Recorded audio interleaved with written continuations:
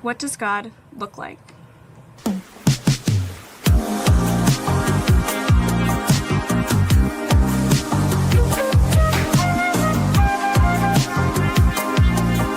What do you see?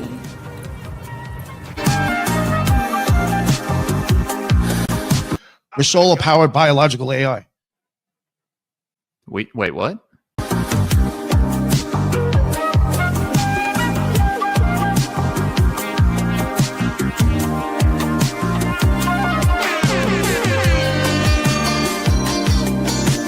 These ancient adversarial entities, I think it's the very same ones that rebelled against God and were cast out. They were sent here to guide us in antiquity, and they took advantage of that and just masqueraded as gods.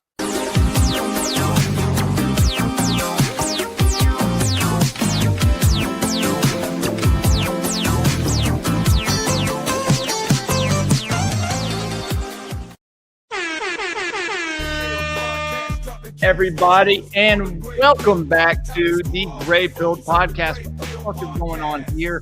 There we go. What's going on, guys? I am your host, Jules, Mississippi Mystic, Elohim etymologist, sound scientist, all the proper titles and names, Sir Julian the Gray. What's going on, everybody? And welcome to the Gray Pilled Podcast. I've said that about 3 times by now. And you'll hear my theme song made by the Paranoid American. Let's turn that. Had that for a while. It's a banger. We love it. Number 1 on all the charts. Happy Monday, everybody. Moon's Day, whatever you want to call it. I got a lot to talk about. We're going to watch a movie, I think. I was supposed to go on a show on Broadcasting Seeds, but then had to reschedule. You had, family comes first. I completely understand. Had to do the same recently a couple times. So, but I'm happy I can be here tonight. What's up, JJ? Good to see you, brother. Mad Dog, Kim Jong Ilhan Omar, what is up, my homie? Good to see you in here, man. From X, thank you. Glad you're here from X, dude. Nobody ever comments from X. Xerox, good to see you. Tierney, good to see you, sir. JC, Subby, probably at work. Yeah, guys, here in the Gray Pilled Garage. Got my heater on, so we're good as far as warmth. Takes me a while to get cold, but y'all are, we're gonna have kind of a nostalgic night. I got a couple of these Coors Banquets here, and this is just by happen chance. Is that the right word? Happenstance? Fuck, I don't know. Yeah, it's been a while. I had a few beers the other night, and I bought a 6-pack, and I didn't finish it, and so I was like, whatever. I go ahead and drink 2 of these. Hopefully, it doesn't trigger anybody. And Banquets, yeah, Coors Banquets. What's up, Truth? Good to see you. I added YouTube in here at the last minute. I gotta figure out what this word is, guys. I sometimes feel happenstance. I say happen chance at first. Fuck. Still working on my vocab. Disregard my daughter. Throwing a fit. It happens.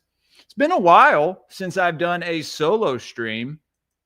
So, just me hanging out with y'all. I think the last one we did, oh God, was it like the Osiris one or the Phoenix one, maybe? I don't know. It was a while ago.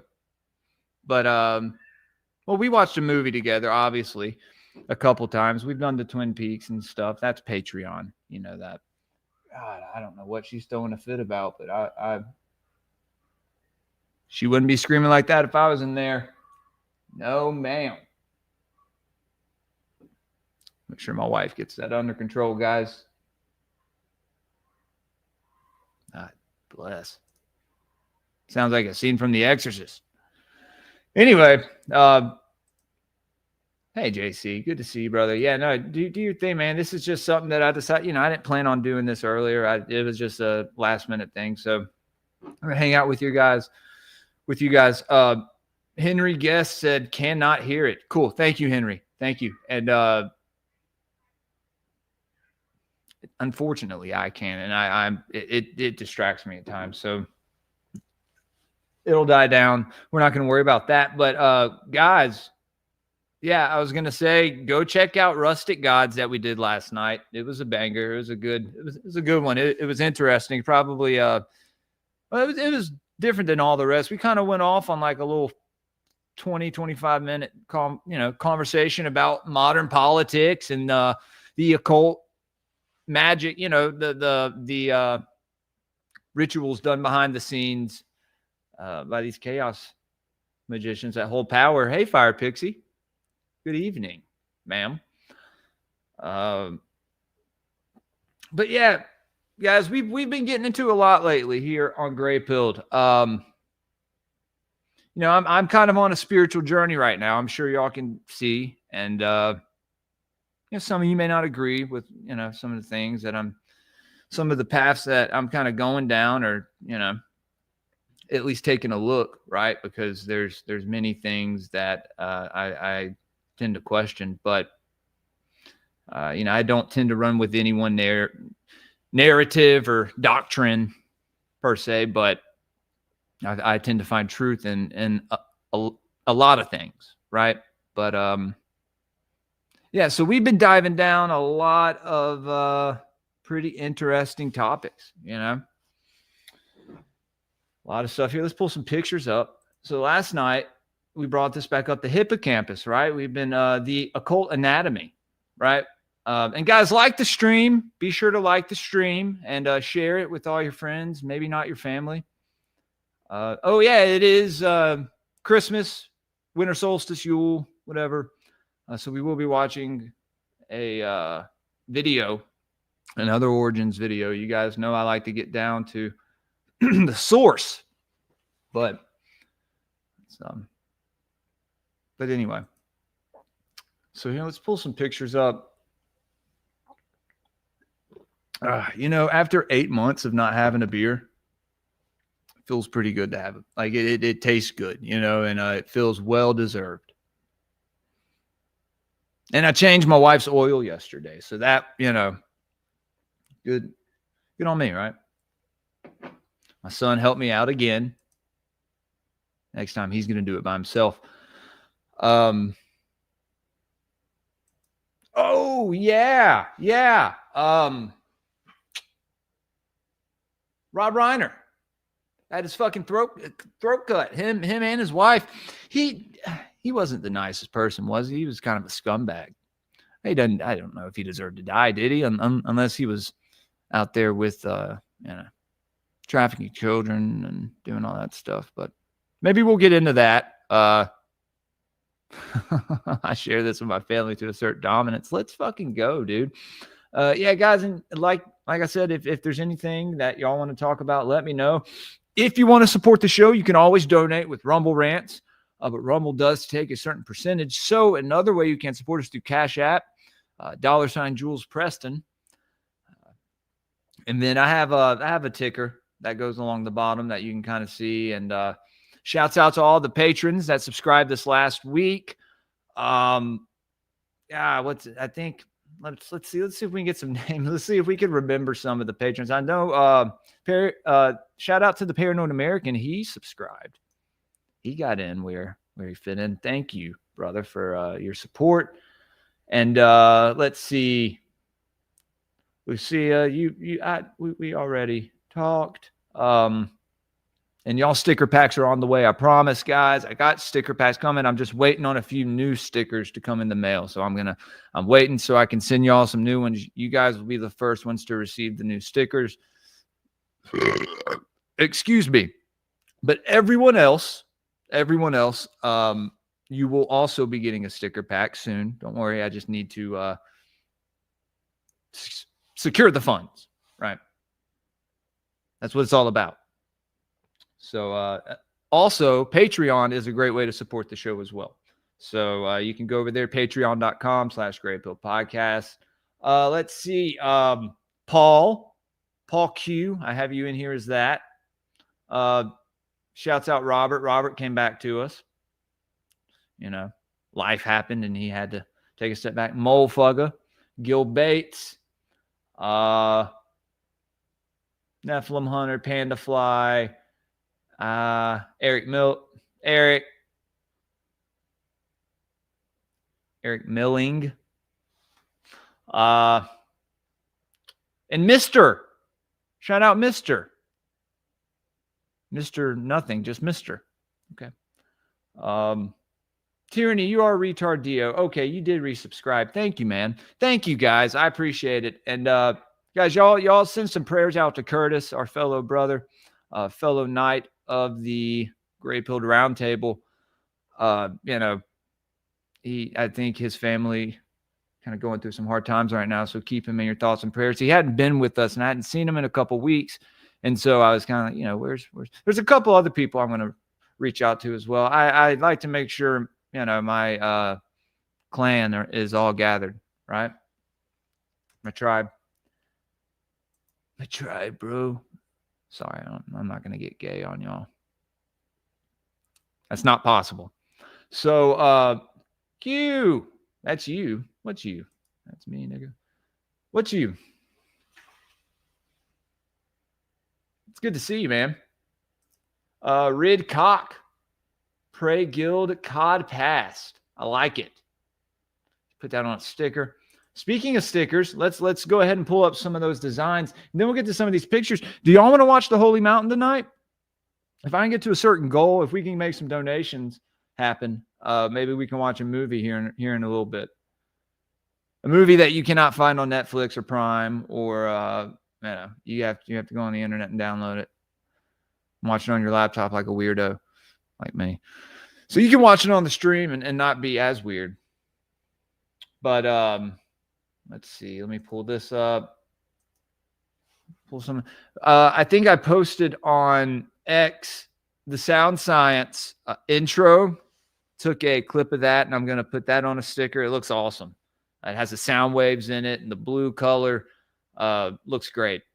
So hold on 2 seconds. Let me pull this up real fast so I can have this. And let me pull the chat out so I can see if anyone does send out a Rumble rant. And maybe depending on, you can pick what movie we watch.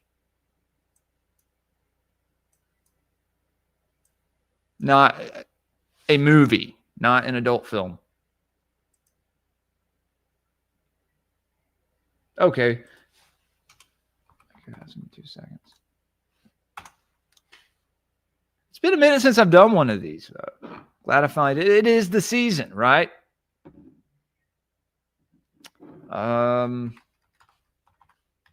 doing a circular sound science of just the sound science, the words, so a couple sound science stickers. I reprinted the Elohim etymology die cuts. I also printed the Grey Pill podcast with the cowboy hat on a die cut, and the purple purple QR code with the logo in the middle. So those are the new stickers that are coming. And then I will, let's see, there's the 2 sound science ones that I'm getting. Gods of the Morning Wood. I'm getting the square ones and circle ones. Let's see. I'm going to pull up a few of these. I got to just find the folder, guys. Give me 2 seconds. Bear with me. Oh, yeah. I don't know if y'all saw JJ, I saw you donated $10 the other night. Thank you, brother. And JC, you as well. I appreciate that, man. That's odd. No, that's not odd. Never mind. Okay, so let me pull a few of these up. Anyway, oh, yeah, in the background that y'all saw at the very beginning, we're going to put that on a sticker. I didn't even notice Laney put, what is it called? The Bigfoot film. Gimlin or whatever the guy's name was, that on there with the pyramids and some other stuff. That's awesome, man. Thank you, Lenny, again for making me a banger intro. I wish I could pay you to make me another one, but I know you are your work is exclusive. But here, let's pull this up. Oh, not that. Well, yeah, that. We'll pull that up in a little bit. A knight named Palamedes. Pretty base knight of the Arthurian round table. Johnny Leach, good to see you. Royal Deluxe is in the house. Corey G. I am no one. What's up, Mang? Okay. So what? So stickers. Right. All right. A few of these designs. Let's see. So then we're gonna have these Twin Peaks designs. Let me pull these up. I'm gonna put these all on stickers right here. One of them I'm only gonna print about 20 or 25 because I don't want to get like hit with some kind of fine or something. Let's pull these designs up though, guys. So we got this one right here. This will be a square one, and it's something fun, you know. Bob, shout out Subliminal Messenger. Like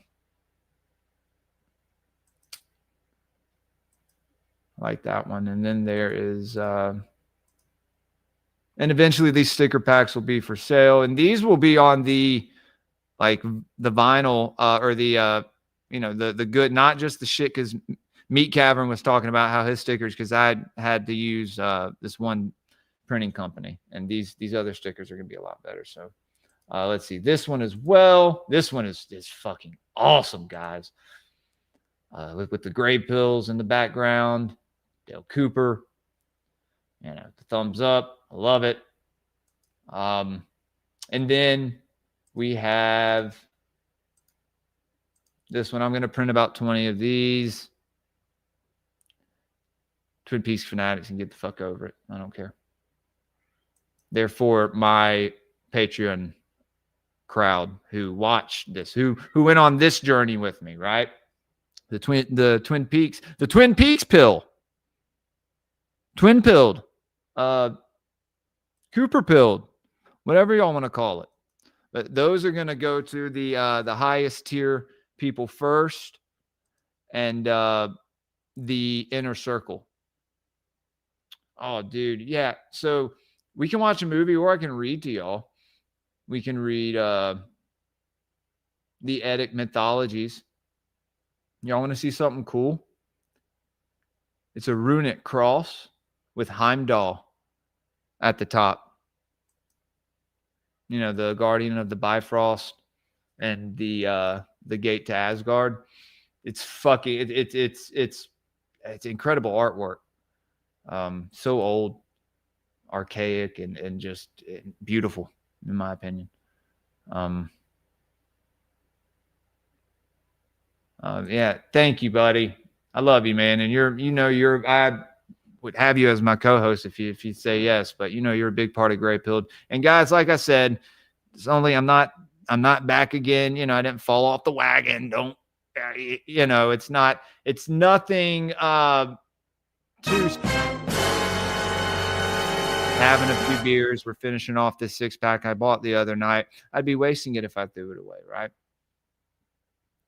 And I feel like, it'd be different if I was, after I drank Friday night, Saturday, I was like, okay, well, I need to drink again. I feel like I need to drink again. And then last night, the same thing, so I'm glad that I'm able to, it's about trying to space it out, right? What's it called? Moderation. But obviously, I've acknowledged that I've had a drinking problem in the past. And, people go, well, why do you even do it at all? It's like, well, fuck you. You come work my job and then, live inside my head and all the brain damage that, not drinking has done to me, but other things in the past. And then, be a good father and husband and breadwinner, obviously.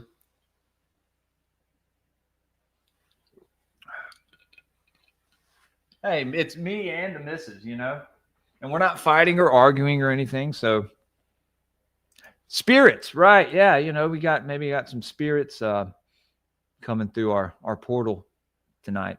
I'm not forcing them in there though. But anyway, let's see if we can bring up a couple more stickers. So Gods of the Morning Wood. I know some people are probably like, what the fuck? We don't give a fuck. Okay, I do. Gods of the Morning Wood, Elohim Etymology, reprinted those. Twin Peaks, Sound Science, Occult Reject stickers. I'm gonna print about 20 or 25 of the one, the logo with the eclipse sun and the roses.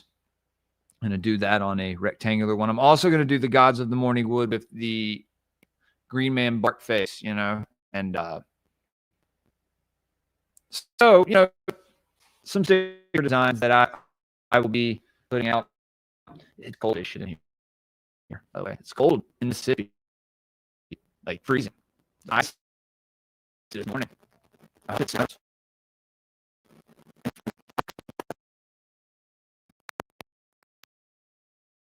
Oh!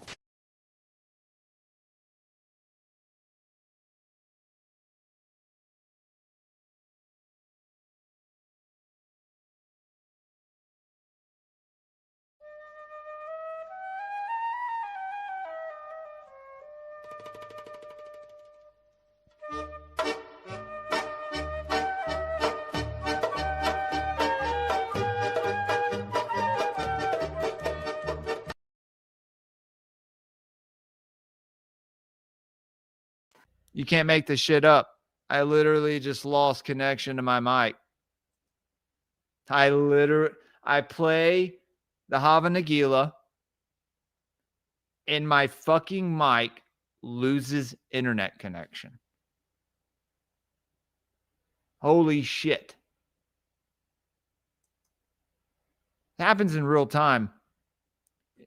Y'all can hear me now, right? Because nothing happened. Nothing unplugged.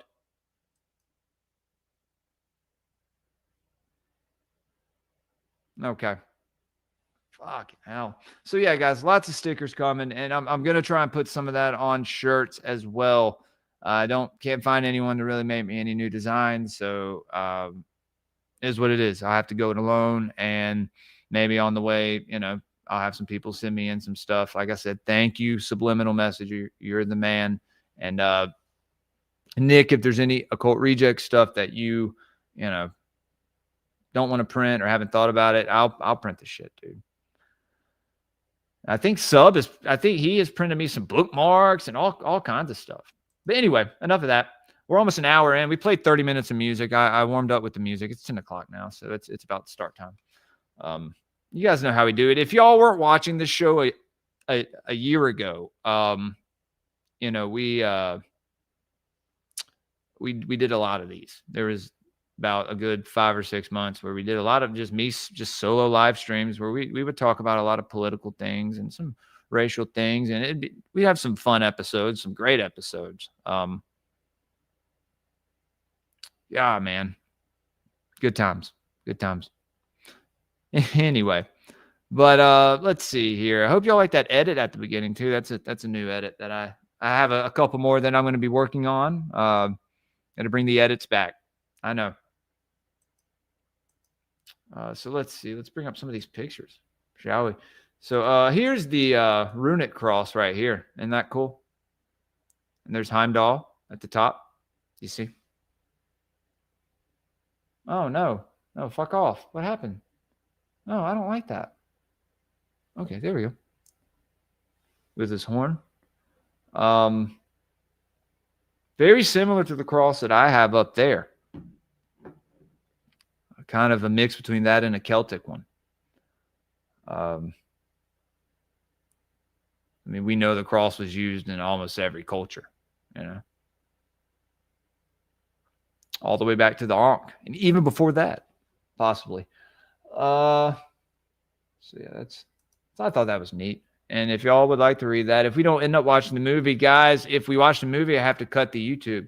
So, because they'll shut it down like 5 minutes into it. So I'll get a strike and the stream will get shut down. So are you guys on Rumble?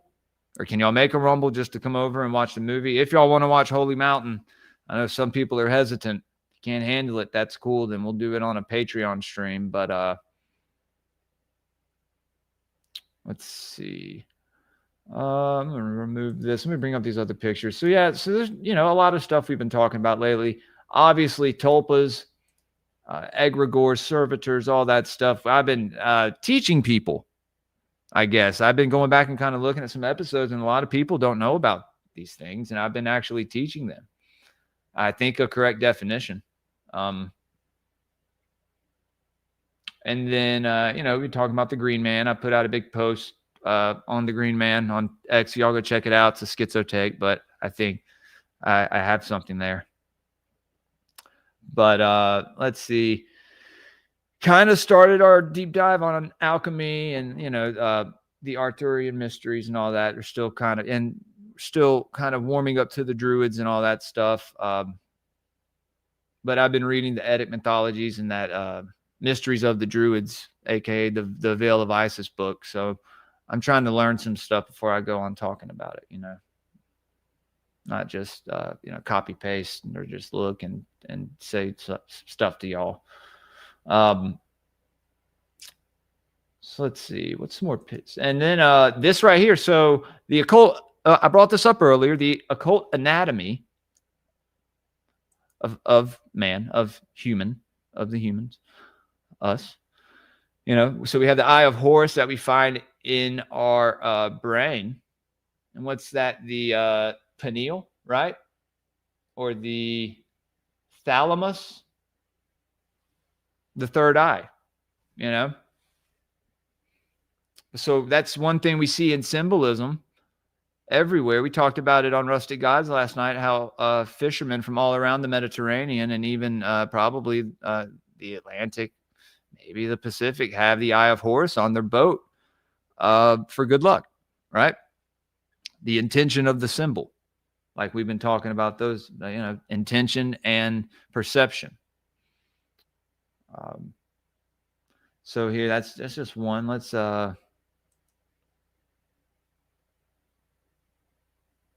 who's gay and dead? Jesus, Johnny. That's one image we can pull up. We have another one we talked about last night. Like I said, a great banger episode. Y'all go check it out if you haven't yet. Hopefully my mic, my volume's good. Everybody can hear me. We talked about the hippocampus, right? The seahorse, or in the esoteric mysteries, half horse, half dolphin. Getting into the dolphins, and what's the closest relation to dolphin? The whale, the sadist, right? There's a sadist ritual that's done. I don't know. Ani Asaru, I got to get him on to talk about it. We'll get him on the Occult Rejects, maybe talk about it. Maybe Grey Pill. We'll get him on Grey Pill. I don't know. Maybe both. He's kind of part of the Occult Rejects now. So that's just one more, right? That represents, is it ganglia or the, I should have known what part of the body it actually represented. I know it is in, let's see if we can close that out. I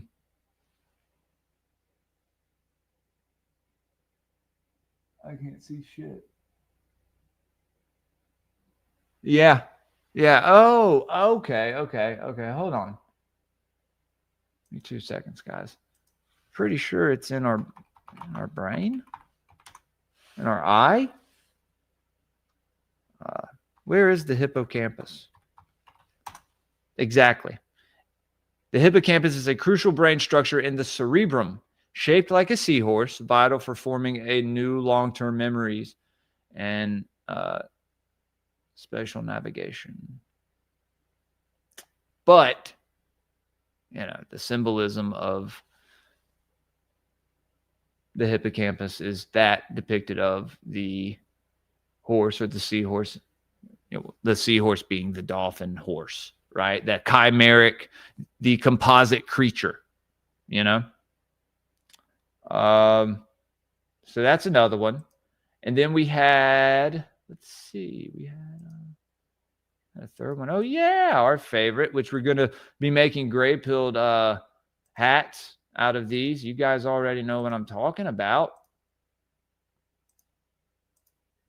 It's the Phrygian cap. And we love the Phrygian cap. There's the gallbladder right there. And I just think, there's so many more, so many more of these pictures, right? So much more symbolism that we could look at. So, maybe I'll do a deep dive on this in particular, the occult anatomy, and we can pull up pictures. Maybe I can be professional and do a slideshow Is that gay? Is that cool? I don't know. But expect gray-pilled Phrygian caps, guys, definitely. We've also been getting into, I said, Christian mysticism and the links between a lot of these mystery schools and stuff that you find that Christ was doing, right? The acts he was performing, the things he was saying, things he was participating in, his 3 days in the tomb. I mean, we're not going to go there on this episode, but when you look, a little down the line into some of these European mystery schools, in particular, the Orders of the Quest and the Arthurian cycle, the Grail Kings. And I've been, talking about this a lot lately, how the knights were all part of an initiate school. They were all part of a mystery school. Anyway, we've also been talking about the symbols, why it's important to learn them, to discern when they're being used against us, as well as, if you practice mysticism or if you ever plan on departing from this world and you end up, going in the underworld and have to transgress through the underworld, and you find all this stuff that's frightening to you. But if you understand the esoteric symbolism behind it, does it, bend to your will? Do you have power over it? That's what the head initiates would do, and they would come back after 3 days and teach their fellow disciples or fellow students, the signs and symbols. Anyway, I'm not going to go into all that. We got some more stuff to look at. Let's look at this. My hippocampus is cooked. Yeah, probably, dude. Mine probably is too, bro. It's going to take, a lot of time to heal it, right? You can hide your weed. You can hide your weed in what? The Phrygian caps? And yes, Subliminal Hermes did wear, Trismegistus, that is, wore a Phrygian cap. Trismegistus, apparently, I think he was what, the last priest of Atlantis, right? We got to talk about that sub. We got to get into that. I've been reading a little bit. Just a little bit. Anyway. See, hell, Bob. Yeah, man, Bob, yeah, dude, thanks. I'm trying to, we're trying to make some pretty cool ones without getting, like I said, like some kind of copyright thing going. So I try to find my Santa hat. I don't know where the fuck it is. I really don't. I have like 3. Very disappointing. And I'm kind of upset. And for everyone who ever wants to know, or if you were ever wondering, that is a Bill Clinton mask. So you may catch me wearing it one day. I should have had that on. My wife wanted me to be a gay cowboy, so I just made her happy. Dressed like a gay cowboy, but I was able to, ride the cowgirl, if you know what I mean. Oh man. Shit. Yeah. Anyway, all right. These pictures, like I said, let me stop doing that. So this is a depiction of the, and I had another one, I don't know what happened to it, of the round table, and it was like the middle of the table was almost like looked like a portal in a way. And this grail, if you can see it's held by the same cherubim angels. I'm pretty sure those are cherubim angels. I need to get it. Well, it's pretty big right here. They're angels. Nevertheless, holding up this grail is very similar to the ark, right? And then you have all of, his knights around the table. I can't even read the names. I see Gawain, Gawain, and then Percival and Lancelot. And that's Galahad right there in the middle. He is the nous of the Arthurian mysteries. He is the Christ figure. It's not Arthur. Arthur's the physical force. Merlin is the celestial force.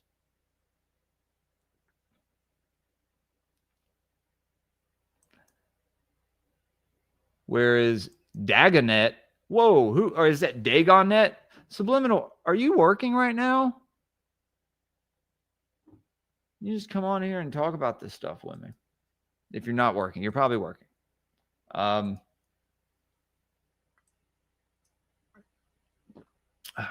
Okay, so another night, and people know that Arthur was a Christian, right? A Christian knight, but I think, being a Christian knight was very different back then. And I mean, his family, the people who surrounded him and guided him were all pagan, right? They all came from,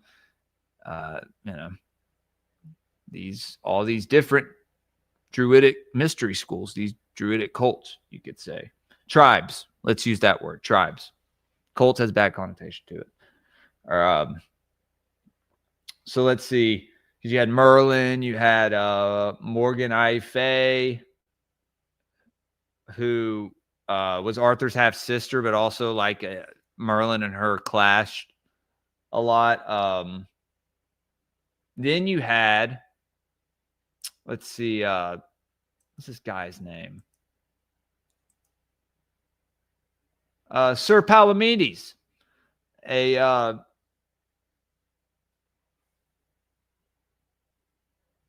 so Palamedes is from Greek mythology, right? But when you look at his relationship with Arthur, I'm pretty sure, Palamedes, Arthurian legend.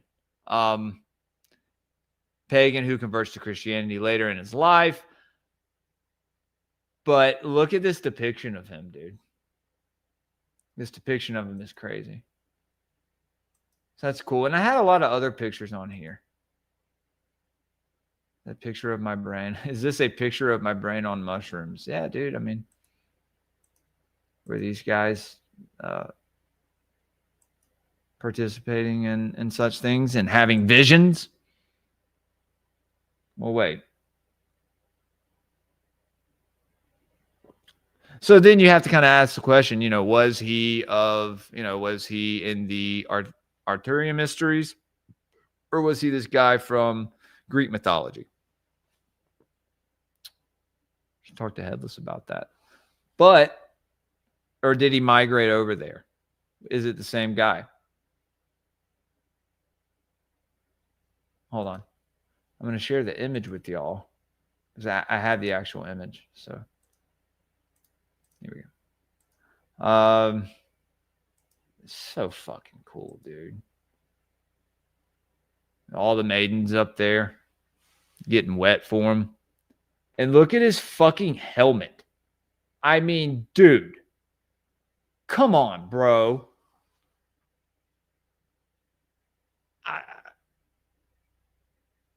Are those horns? Antlers, perhaps? I don't know, man. I love depictions like that. That's so gnarly. He's just fucking the other guy up. Very Game of Thronesy. Oh. Yeah, dude. I wonder who that guy was. Anyway. So just some stuff that we've been getting into. Among other things, obviously. If y'all have tuned into the esoteric book reviews, you would know that. So let's see. So what do you guys, what do you want to do? You want to watch a movie? Want to read a book? To be honest with you, doesn't matter to me. I was going to do a poll, but no one fucking answered it last time. So why would I bother doing it this time? Anyway, let's see. It's at the top of the hour. So what we're going to do is... Oh, damn it.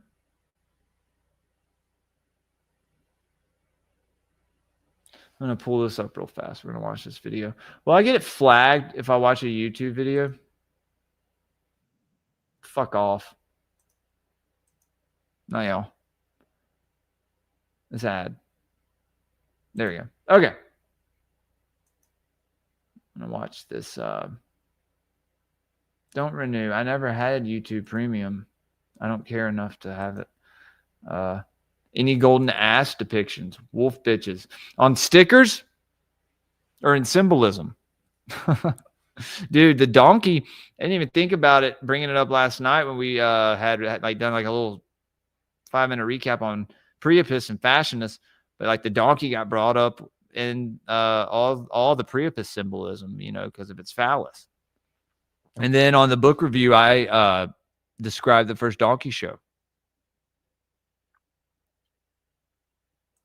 Again, guys, if you want to support the show, you can donate through Rumble Ranch. You can also donate through Cashapp or go over to the Patreon. Patreon is a great way to support and a good way to get exclusive content, because there's a whole catalog of shit I put over there that I don't release to the public. It's released for less than 24 hours and then it goes bye-bye. Show us the Merlin commercial. Is there a subliminal? You have great ideas. But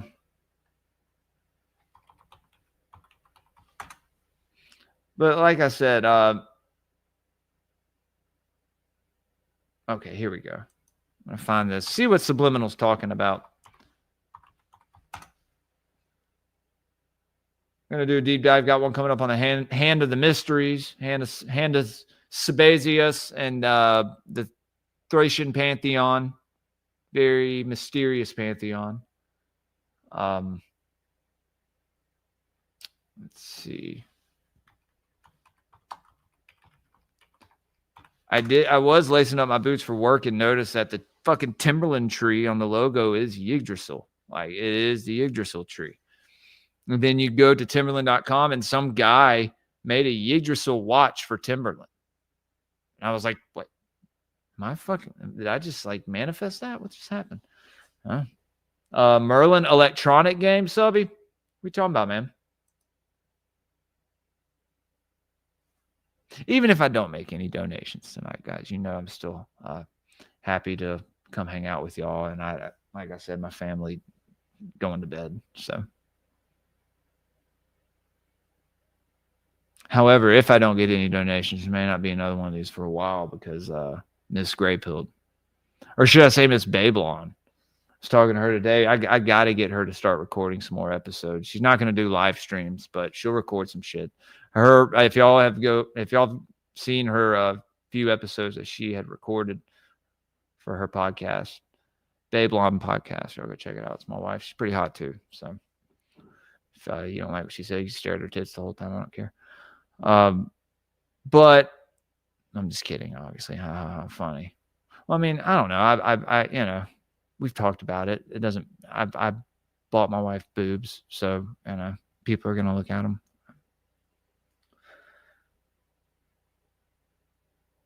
Is there a new Merlin Netflix show? Oh God, there's a Daily Wire Merlin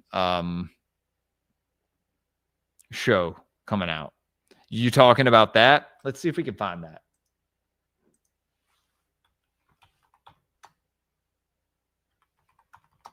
Because I don't know. They're going to leave all the mysticism out of it, right? The Pendragon cycle. Pendragon, you know, Arthur Pendragon, his father being Uther Pendragon, means chief of the dragon. And who else? You know, we see that with Vlad the Impaler, right? It's the same bloodline, I think. But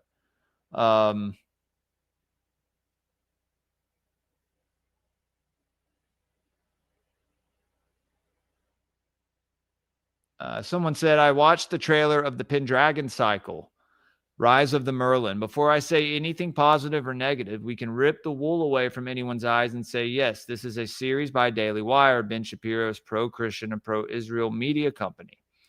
No matter how good any acting or portrayal will be, this will be just the same as the woke they claim to be against and will be an Abrahamic subversion.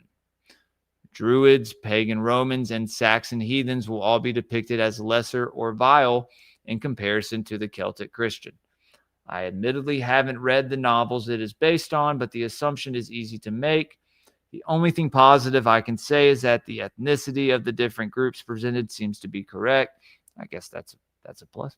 And the magical elements and aesthetics or symbolism are rather appealing. Well, I may have been wrong. Depictions of the Saxons seem very off to me. The only thing I can think this will do is inspire more e-Christians to clamor louder. This guy doesn't like Christians.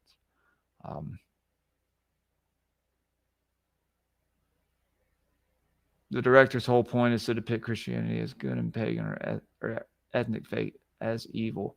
And I do think that they overdo the evil, you know. And if you read some of these books, it was the Phoenician priest who taught the pagan tribes to do blood sacrifices. So,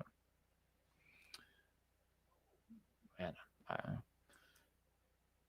and you could even say these same priests that are still doing it today, right? Because I know some pagans, and I can tell you they do not worship demons. So,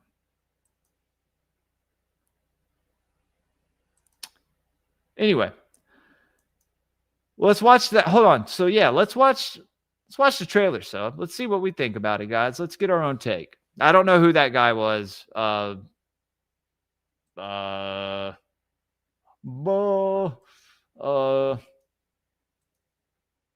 It was Hammer and the Vara. Probably a pretty accurate take, man, to be honest with you.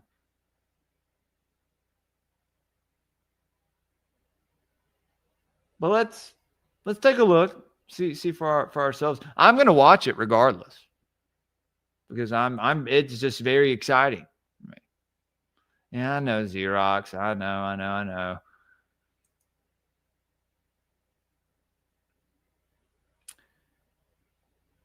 They'd say the same to you, I'm sure, and it would be fucking. I don't like it. You know, I don't like it.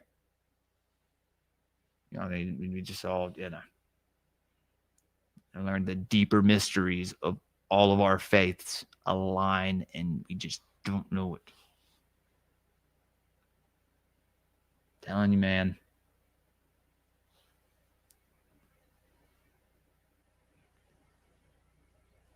But even the pagans will say, you know, yeah, even their people did a lot of fucked up stuff back then. Sacrifices, buying and selling their own people, you know, from their own countries as slaves. I mean, you know, everybody's ancestors committed atrocities at one point or another, but it was to get, it was for the betterment of their tribe and their people. Conquest, right? Then eventually religion conquested. So, but you know, man, I have, you know, everybody knows I'm a follower of the Christ. I'm an esoteric Christian. You know, the Mississippi Mystic. You know, people don't agree with all my takes, but you know, I hate to see the fighting between people. I don't know. It saddens me. It saddens me a lot. It's kind of like a repeat of the past. And if some of these people could have it their own way, they would be killing each other, right? What did Hall say? is that they started killing each other before they even understood what they believed. And that if they would have just talked and shared their ideas for just a little while, that they would have realized that they had more in common than difference. So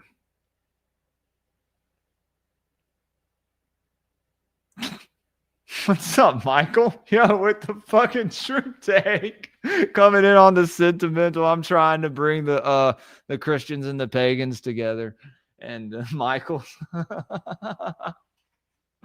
coming in talking about yeah, dude. Y'all can buy them up there, right? We can't do that here. We got to go and pick them out of cow shit or get them from some heady guy.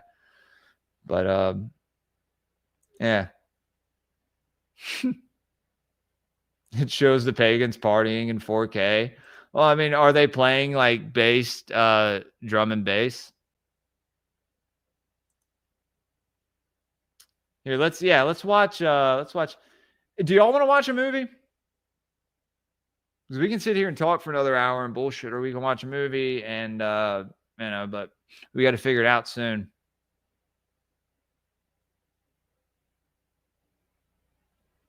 Well, I don't know. Well, all right, Subliminal. I'm gonna pull this up. Okay. I should have already done this. Sorry, guys.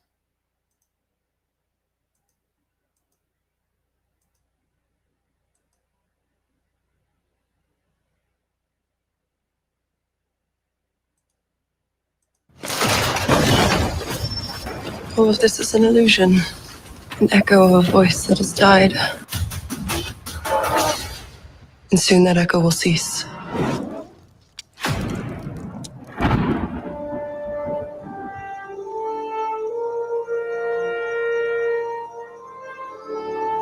They say that Merlin is mad. They say he was a king in David, the son of a princess of lost Atlantis. I'm not gonna get a strike for this, am I, sub on YouTube? Motherfucker. Say the future and the past are known to him.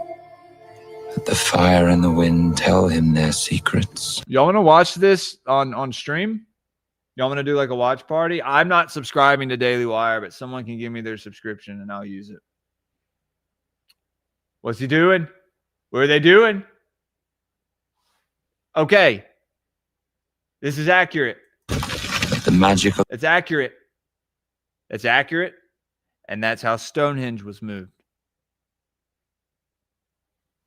It's a whole different rabbit hole, but it's how Stonehenge was not made there. It was made elsewhere and then moved. Merlin moved it to Salisbury. The hill folk and druids come forth at his easy command. They say he slew hundreds. Hundreds, do you hear? That the world burned and trembled at his wrath. The Merlin died long before you and I were born. I love you, dude. Merlin Emrys has returned to the land of the living. Vortigern is gone. Rome is gone. The Saxon is here. Saxon Hengist has assembled the greatest... And regardless of what you say, Xerox, you will be a knight at my round table. ...this war host ever seen in the Island of the Mighty. Before the summer is through, he means to take the throne. And he will have it. If we are... You ride into battle against the Muzzies blaring fucking Wicca phase, dude. Too busy squabbling amongst ourselves to take up arms against him. Here is your hope. A king will arise to hold all Britain in his hand. A high king who will be the wonder of the world. You to a future of peace. Yeah, man. Peace in these lands till we open dust. Brett Cooper? Men of the Island of the Mighty, you stand together. You stand as Britons. I want to do this. You stand. I want to get one of my Christian friends that streams and one of my pagan friends that streams. And I want to watch the show with them since I'm kind of the, the guy in the middle, right? I don't know. Would that be productive? I think it would. You know, even if it was an awkward conversation, I think they have to be had. Subliminal, we've talked about this. Last Kingdom's a great one. I'm watching Vikings right now, dude. And dude, Jesus Christ, Ivar the Boneless. Fuck me. It'd been so easy just to put a bullet in that guy's head. Dude killed so many innocent people. Of his own. That's of his own people. Dude, during that whole show, they're just fucking warring with each other. It's like, God, man. You don't really care about this fucking Kattegat place, you know, which was, I'm sure it was a beautiful place and a great trading post. I'm going to ask Stein about that. We're getting Stein back on, guys, to talk about runic magic and the Odinic mysteries. I love that guy. A Kriskin. Okay, there you go. That's the title. I've been called so many things: a Jesuit, Hermeticist, you know, everything under the sun. So, you know, I'm gonna wait. I got you. I'm gonna come. There we go. Welcome to the Gray Pilled Podcast. Nice. We had that one. Forgot I put that one in. That's an old one. God, that Cody from Oddfellows made that for me. I love you, Cody. Rest in power wherever you are, man. Yeah. Me and Nate have like asked each other countless times, like, dude, what do you think happened to Cody? Like, I think we're both very uneased that we're not, you know, even Isaac from Organite, he last time I talked to him, he was like, dude, yeah, that it like saddens me, you know, to know that, you know, we don't know what happened to him, because Nate, Isaac, and Cody all lived in the same like 30-minute area of each other up in Oregon. And so they would always hang out with each other. It was the old days, guys, the old schizo days. I'm going to cry. No, I'm not. Fuck you. Sorry. Anyway, get Maddie and Not Nice Guy on there to rant over the whole episode. Dude, that'd be wild. Wouldn't be able to get a word in. But here, let's There's one. Great darkness is falling upon this land. These brothers are our only hope to stand against it. Not our only hope. They say Merlin slew 70 men with his own hands. And Cathay, he slew 500. No man is capable of such a thing. The mortal man.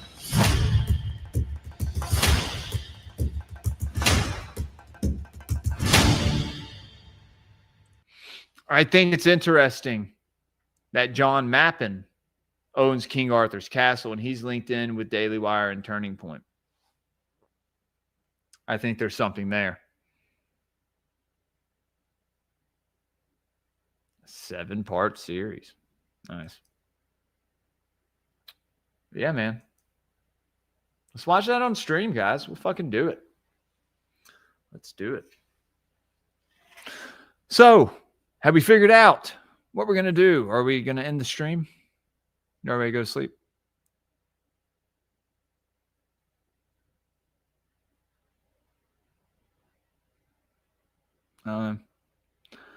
Let's see. Oh, yeah. No, we were going to watch this.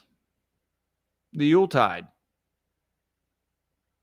It is probably I mean, this seems to be, well, actually, we talked about one origin of Santa from the aspect or perspective of nature last year, right?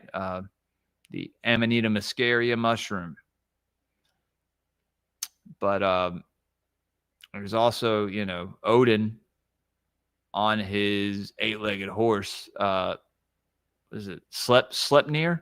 I think Sleipnir, who would drop presents off or gifts to children. So we were gonna maybe take a look at that. I ended up not watching that show. MK.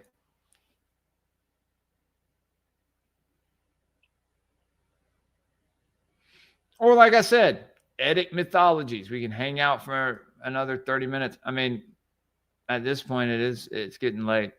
So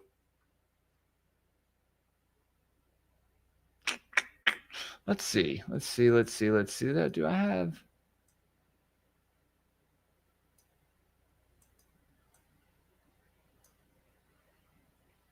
Hey, later, brother. Have a good night, man.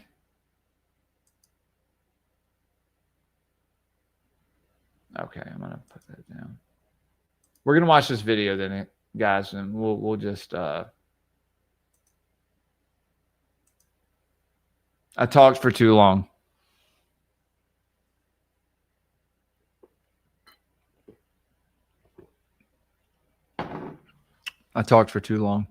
So maybe I can do Mystic Mondays every Monday.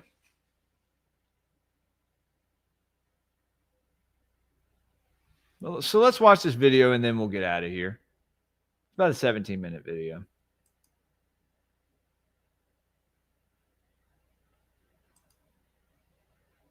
Share this.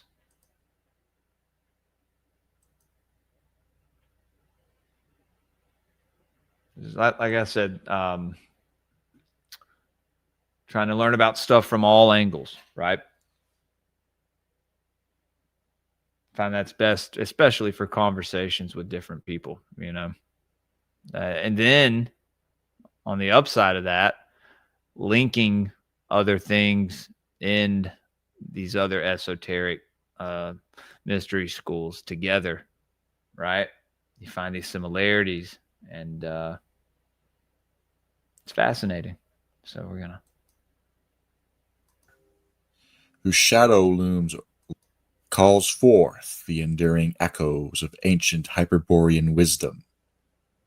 Central to this sacred time are figures like Odin, the All-Father, whose shadow looms large over the ancient Yule, and Santa, a modern avatar of this primal winter force. Odin and Santa both draw from a wellspring of ancestral myth, embodying the eternal clash of light and darkness, and the promise of renewal. Through the lens of the Hyperborean spirit, their interconnectedness and Yule reveal a profound narrative of power, transformation, and cosmic order. Yule, or Yule, as the Old Norse named it, Look at that was little no mere solstice observance. It was a communion with the eternal forces of the cosmos, celebrated by the Germanic tribes whose blood carried the Hyperborean fire. Marking the longest night, Yule honored the rebirth of the sun, the harbinger of life's unyielding triumph over the encroaching void. This sacred time was a bridge between mortal toil Not tonight, JC. and the divine rhythm of existence. It was underpinned by the veneration of Odin, the architect of fates and wielder of the mysteries of the runes. This festival wasn't confined to mere human revelry, though by law you did have to drink your ale for the 7 days of Yule until it ran out. Yule was in alignment with the cosmic pulse, a sacred time with the realms of Midgard, Asgard, Elfheimir, and beyond. Fires were lit to guide wandering spirits, and invocation to the gods reaffirmed humanity's bond with the divine. The very act of gathering around the hearth to share warmth and stories mirrored the ancient bond between mortals and the Hyperborean gods. The depth of Yule's origins reveals the interwoven cycles of nature and divine's intent. During the bleakest days, it was not merely a season to endure, but to honor the eternal flame, the polar sky, the midnight sun, both literal and symbolic. Tribes came together to sacrifice to the gods, share in the bounty of the past harvests, and seek favor for the year to come. These acts reflected a profound understanding of life's precarious balance and the unity of Hyperborea. Odin's dominion over Yule is carved into the bedrock of Hyperborean lore. During the Wild Hunt, the spectral procession led by the All-Father himself, Odin charged across the celestial expanse astride Sleipnir, his eight-legged steed, a creature born of primal energies. Accompanied by spirits, warriors, and the ancestral dead, Odin's hunt embodied the liminal power of Yule, where the boundaries of the worlds were the thinnest. Those who honored his presence, Odin bestowed blessings and gifts. To the faithless, his hunt brought their doom. The Wild Hunt wasn't merely a spectacle of terror. It was a cosmic balancing act. The energies unleashed during the hunt served to cleanse and renew the realms, preparing them for the rebirth symbolized by the solstice. Mortals who dared face the All-Father's gaze during that time often found themselves marked, sometimes with gifts of insight and runic knowledge, sometimes with the burden of fate. The visage of Odin during Yule is a quintessential embodiment of Hyperborean majesty, a towering figure, cloaked in And I do want to point out, 8-legged horse, we get 8 reindeer, right? shadow, and bearing the weight of millennia past, the wanderer, a seeker of primordial truths and a bridge between the higher and mortal realms. This archetype survives in Santa Claus. His modern form echoes Odin's essence. Odin's connection to Yule extends far beyond the hunt, evoked in rituals to safeguard the people, the folk. If you're a producer who hates AI, this plugin might change your mind. This is reimagining CoProducer. You can take any sample you find and flip it out. Sorry, everybody. Ensure prosperity. His role as god of wisdom and prophecy lent a sense of divine foresight to this season. Santa, he's probably a nice guy, though cloaked in the garb of modernity, is a vessel for these ancient energies. His lineage can be traced to St. Nicholas, a figure of Christian origin,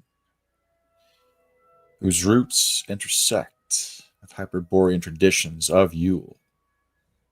Yet it is Odin's undeniable mark that breathes life into the Santa mythos. Like Odin, Santa is a bearded elder, a nocturnal traveler, and a bringer of gifts. The transformation of Santa into his current form owes much to the interplay of ancient and modern forces. From the Dutch Sinterklaas to the Americanized Santa, the All-Father's traits persist. His journey through the skies is magical omniscience, and his role as arbiter of children's worthiness are direct inheritance from Hyperborean Odin. Santa's reindeer, powerful and mysterious, echo Sleipnir's supernatural speed and strength. Sleipnir as well had 8 legs, like the original 8 reindeer who pulled the sleigh. Santa's infamous list of the naughty and nice Also has parallels in Odin's role as cosmic judge. Nice guy. Odin's unblinking eye. Hey, brother. Sacrifice for wisdom and Mimir as well.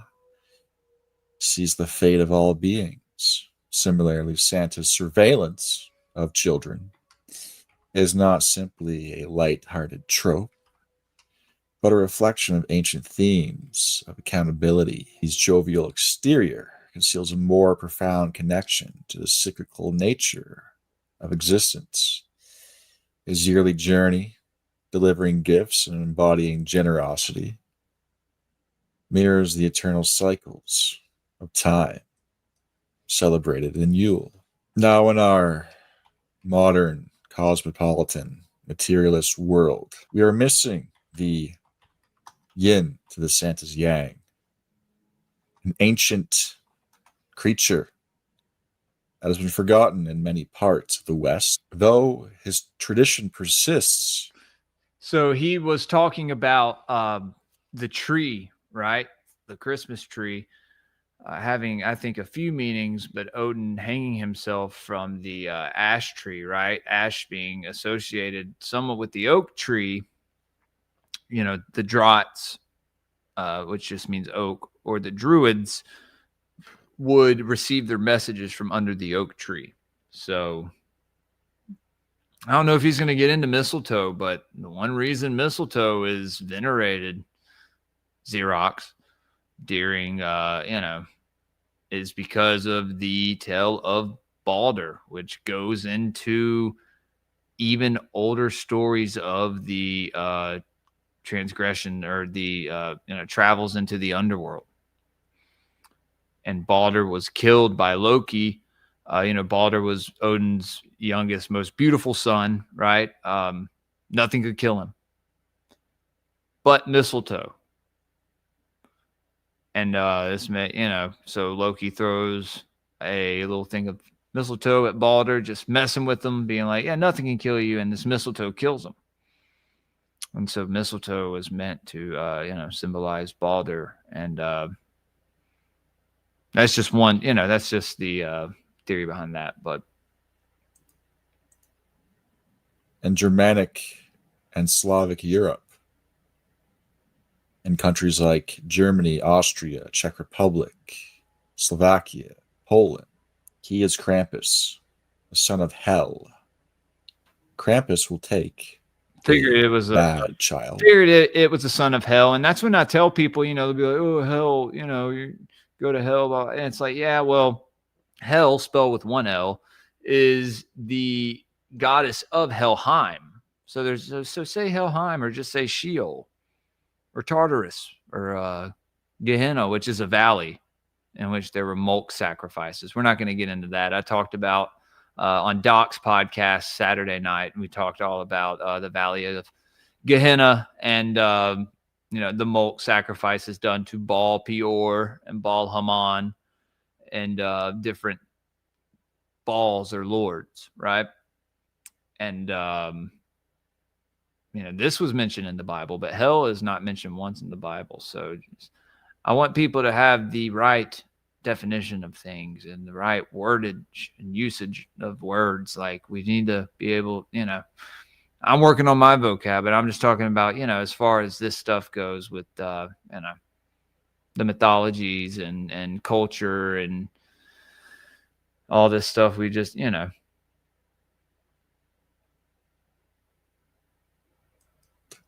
to the underworld for a day in order for this child to realize the fate that awaits them if they continue down the path of being a bad child. That Krampus movie. Like, think about, like, if we were raised this fucking thing that's like, yo, if you're not good, like, fuck Santa bringing you coal, dude. This motherfucker is going to come through the back door and drag your ass out of bed and go hang you upside down from the tree and throw candy canes at you. You know what I mean? I mean, he probably did way worse than that, but I'm just being, I'm trying to be lighthearted about it. I'm like, yeah, maybe he didn't kill the children. I'm sure he dragged them away and ate them. Howard. Howard, did you join the Patreon? I think you would benefit. Mistletoe was a late edition. Yeah, bro, but was it, or was it an earlier tradition that they just rebranded?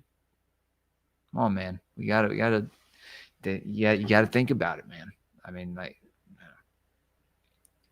not saying don't trust in your faith, man. I'm just saying, as far as what has been written, just consider these things, brother. That's all I'm saying. At least now, right? So if you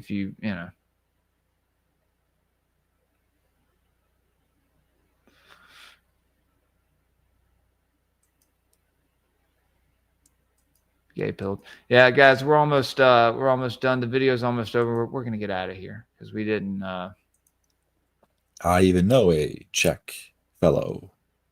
It's too late to start a movie, and we didn't get any rumble rants with any movies that we wanted to watch earlier. But we're gonna watch a movie this week. Don't worry, I don't have any shows besides the one we had to reschedule tonight with Bennett from Broadcasting Seeds. Cult of Conspiracies on the 21st, and Austin Picard's coming on January 9th. Besides that, really no other shows. Maybe we have Esoteric Book Review Saturday morning, and then maybe a Rustic Gods again this week. Maybe not. I don't know. Maybe an Occult Reject show, but I don't have anybody booked. And I've hit some people up. They haven't hit me back. Is what it is. But I'll still be here. Who was snatched off by Krampus in the night in a sack, and he was put in the back of a trunk, thinking he was on his way to be delivered to the underworld. Though, of course, relatives in today's world are the ones dressing as Krampus. Doesn't that suck? Delivering this divine justice to children. After that, he was a much better child for fear of being taken down to the underworld. Because you want to know something, Xerox? That sucks, man. Because in Europe, it's like the elderly in the community that do it, because it's like funny to them, because they're like, yo, you better respect us, like respect your elders. It's it's just their traditions, dude.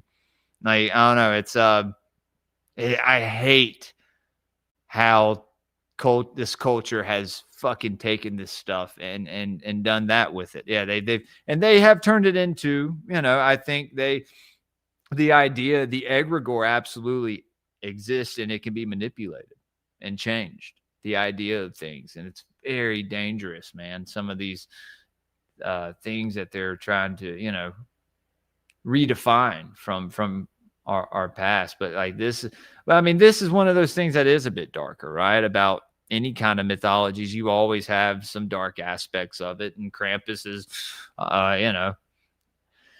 Krampus is the sin body of Santa, dude. He is the lower nature of Santa. It's like a Dr. Jekyll, Mr. Hyde thing, if you want to think. I mean, it may be a completely different deity or person, but in today's world, we're esoterically speaking, that was gay. We're missing that darkness to the light that is ever present in the traditions of Hyperborea. Instead, now, no matter what, the children are spoiled and given presents, despite them being wicked and their. I mean, what did that kid do? Did he kill an animal? You know what I mean? Like, did he? Never mind. I mean,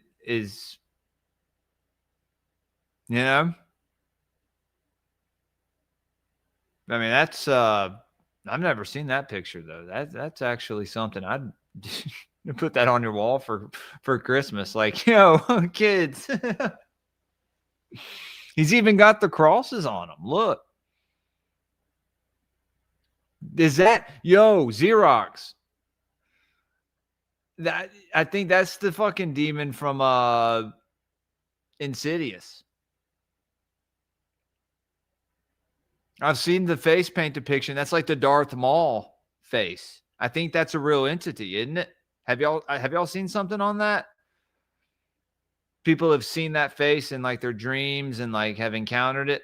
That red and black, but that exact pattern with the horns, like the Darth Maul thing. I don't know if y'all have heard about the Darth, from Star Wars. Tangent. Ways. And the materialism and the cosmopolitanism and the mammoth has corrupted aspects of Christmas. Absolutely. Of Yule. Nice, but nonetheless, not nice guy. It's got to a point. Not only did they rebranded ancient dark entities, but people create demons, dude. They can only be, they can be created, right? There's ancient, primordial entities that existed and principalities and stuff, but people create demons every day, man. If they work really hard, though, they make a doppelganger. What's up? We're not talking about tulpas. Inner biospirits of that tradition still lives on and glimmers and within the hearts of the folkdom. So I am pro Yule. I am pro Yuletide. Though I know Santa is a modern iteration, assless chap, Krampus outfits. Will carry on this tradition. For the act of giving is central to Santa's lore. It's an echo of Odin's gift to humanity, the runes, as well. You coming and hanging out. Children would put straw into their boots on Yuletide Eve for Sleipnir to have a snack. And because of this, Odin would leave gifts behind for these kids who were helping Sleipnir out during the wild hunt. This practice, of course, is... Oh, so the boots and the stockings. No fucking... reverberated today with Santa filling the stockings. So he would leave the presents in their boots. Oh. Gift giving during Yule extended beyond the physical. It was an exchange of spiritual and communal wealth. The sharing of food, the telling of ancestral tales, the celebrating of ancestral traditions, and the performance of rituals were gifts to the gods and to one's kin. Santa's modern role as a gift giver is but the continuation of this ancient cycle of generosity. Now, the Yule log is also an ancient beacon against the encroaching dark. It is a potent Hyperborean symbol. Its fire, kindled from ancestral forests, was both a tribute to the eternal sun's rebirth and a defense against the dark forces of this world. Santa's association with the hearth, descending through the chimney to deliver gifts, mirrors a sacred focal point. The hearth is the axis mundi, the spiritual center of the household, connecting mortals to their ancestors and... I never thought about that. Is it through the fire? Is it through the fire? Think about connecting through the elementals, right? We talked about a lot last night about water, right? And how you can contact Archangel Gabriel through hydromancy. And Christians hear that and they're like, that's not Gabriel. Yes, it is. It's the sigil of Gabriel and everything, if you understand Solomonic magic, you understand that the archangels, they communicate with people as well. To the divine. The Yule log was more than a source of light and heat. Here we go again. EVE Online is I'm a not gonna vast play. universe. I'm not going to play. Alive with the I'm not going to play. It was a living symbol of the ancestral fire. Its flames embody the Hyperborean truth that the light of the past fuels the present and guides the future. The ash left behind was often kept as a talisman, a reminder of the cyclical nature of the existence and the enduring power of kinship. As well, runes were carved into the Yule log, depending on what your wishes were for the next year. For instance, Fehu could be carved in the rune if one wished to acquire wealth. Urus could be carved for one who wished strength, and so on.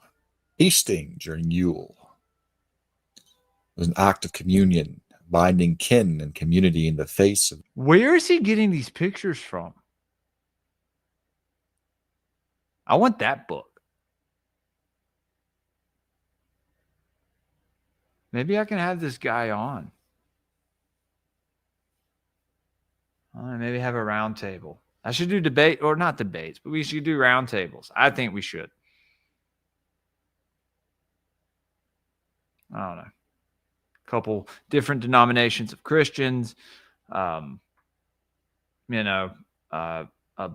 Buddhist, a couple different, types of pagans, and then maybe, I don't know, an occultist, or, like, that would be fucking cool, wouldn't it?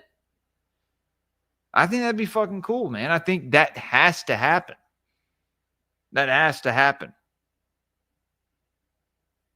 I may try to start doing that. Almost done, guys. The eternal cycle. This tradition survives in modern holiday banquets, where the echoes of those ancient gatherings can still be felt. Likewise, the ancient evergreen tree, I'll watch it, Xerox, an emblem of vitality in the heart of winter, channels Yggdrasil, the cosmic tree of Odin's domain. The modern custom of decorating the Christmas tree with lights and symbols honors this eternal connection. Welcome to come on whenever you between want. the celestial and terrestrial realms. The evergreen's unyielding vitality and virile force. Are you is a drunk? direct challenge to the desolation of winter. That nice guy. Are you drunk? Where's your wife? Where are you? Get a hold of him. A Hyperborean assertion that life endures even in the face of death. Ornaments, fucking Mormons, often dude. shaped as suns and stars and other These fucking symbols. Mormons get so drunk, and then they come on a stream and they start talking. They start asking for D. Come on, dude. Set a good example. I miss you, bro. I need to get you on. You need to come on. Book your own episode. Book your own Grey Pilled episode, dude. I told Subliminal and Rat to do the same. So I told Ass Butt to do it and Connie. I said y'all need to get on Grey Pilled, do your own episodes, because y'all have all been on my, multiple shows with me as co-host and guest, but you've never had you never came on and done like a deep dive on something that you're passionate about, or like something you've done research on, man. I'd love to have you on, man. Vitamin D nerd. You want to come on and talk about vitamin D? You can. Are you talking about dick? I'm not even on any cool pain meds. What the fuck is going on? He needs his vitamins, Jules. He's on pain meds. Okay. What'd they give you? Oxys? Vicodin? Fentanyl? You should have just said fuck all that and tell him to give you some ketamine.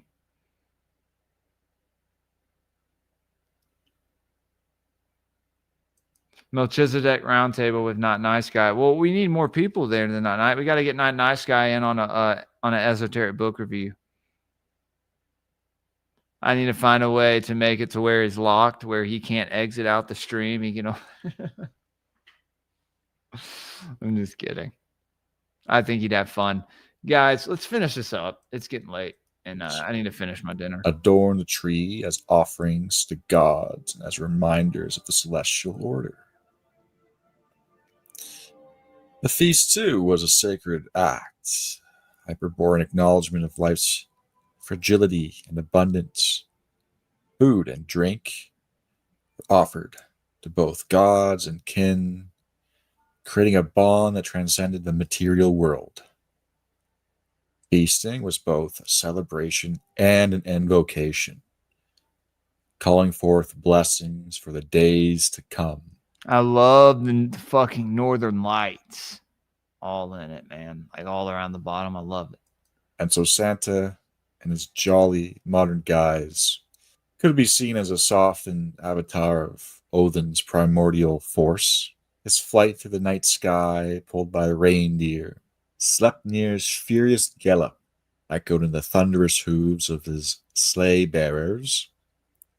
The magic and mystery of Santa's journey are Hyperborean to the core, a celebration of the unseen and the eternal cycles of time. Santa's laugh, his red cap, his joviality, and his iconic red. His red cap. What does that cap look like? I mean, the top. It's the top, like the whole. Besides the strands on the bottom, it's a Phrygian cap. Attire cloak the deeper truths of his origin. I dare you to let me build you a completely free e-commerce store. How about you fuck off? Beneath the merrimentalized reflection of Odin's paradoxical nature, being of both generosity and terror, of creation and... What is this? Is AI? Is this real? I knew it. That's probably not real. I think I did witness Santa when I was a kid, though.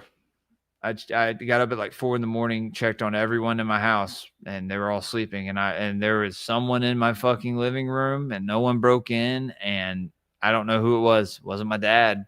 There's no way. My dad didn't live there. It wasn't him. And my mom, my aunt, my grandma were all asleep. And I was so scared to go in there. I had this feeling like I just shouldn't go in there, and so I didn't. But there was almost may have been like a shadow that I saw as well, like a shadow, not of it like any shape or anything, but just of movement in there. It wasn't a big house. Hardwood floor.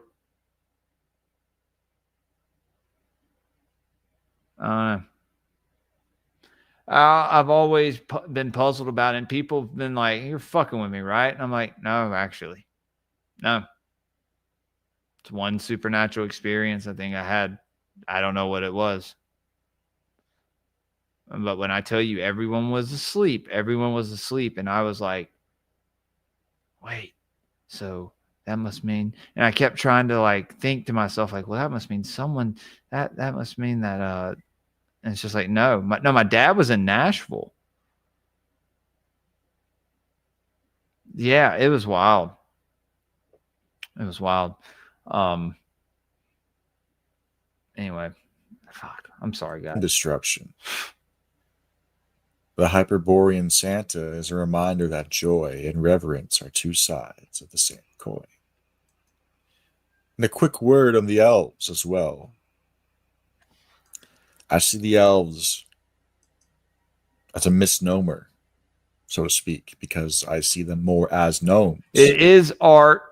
And we can see the gnome aesthetic and nomoboria reappearing in the forefront. Oh, well, the elves are gnomes, totally. Well, when you look into the Eddic mythologies, the elves are complete. You have light elves and dark elves, and they're different than the gnomes. The gnomes are the builders. But when you look at the elves, I mean, the fucking gnomes have Phrygian caps. You know, the elves, gnomes. I mean, they're basically the same. If you look at them as elementals, it's the same, but they're the most crystallized, or that of the earth. Today's. But no, what was I going to say? I was talking to Art. Dude, go watch my episode from last year. Did I break down the whole thing with the Amanita muscaria and the, Santa going down the chimney, your spinal column, and all that stuff? It had more to do maybe with mushrooms and Christ. I think that episode did. And Santa. But it was a shorter episode. It was a few days before Christmas I got on. I wasn't streaming for a couple weeks. I got on randomly one night. Aesthetic temperament. These gnomes work in the workshop as industrious helpers to Santa. Similarly, how the elves assist Odin in the eternal struggle against chaos. The gnomes represent the keeping of the jovial spirit despite the darkness of the winter months. I mean, kinship and being whimsical in the face of winter's chill, keeping the vitality alive and that industriousness even when all seems to want to point towards resting in one's own cozy bed. Yule's essence is the eternal light of Hyperborea, the midnight sun. Ultima Thule, a celebration of resilience against the abyss, the testament to the indomitable spirit. From Odin's spectral hunt to the shout out this guy. That was a good video, man. Hyperborea, yeah, is supposed to be the North Pole, right? Which people think, the Garden of Eden, maybe, like the 4 rivers that run out. I'd love to visit up there. I'd love to go up there. Find a cave. Dude. You could leave me up there. Say bye to my kids, my wife. I'm just kidding. Then we'd have to migrate up there. I do want to go to Iceland. I'd love to go to Iceland and Greenland. All right. So we're going to get out of here in a second, guys. Okay, so it depends on what state of mind they were in before they partook in the DMT. And I'm guessing it may have been 5-MeO DMT. There's people make DMT, and certain ways you make it, I think, if I'm going to be honest with you, depends on like where you go, right? There's some stuff they put in there, some stuff they don't. You have dude, I sat in there for 8 hours, 9 hours and watched these 2 fucking festival kids make it one time. And I was like 18 and fell asleep on the couch and everything, woke back up. I smoked it that night and then went to a Walgreens, and somebody robbed the pharmacy in a Michael Myers mask and came up there and put a gun in our face and was like, y'all ain't see shit. Y'all ain't see shit. And I was just like, did I see shit? Like, wait, what? And the guy behind the counter looked at me and was like, did that just fucking happen? And I was like, yeah, man. And he was like, oh, shit. And like, ran out there after him, and I was just like, shit. Fuck that. But no, so it depends, I think, are you in fear of these elves? Where are you in life when you use this DMT? Or are you going through a divorce? Did you just lose a parent? Did you just lose your job?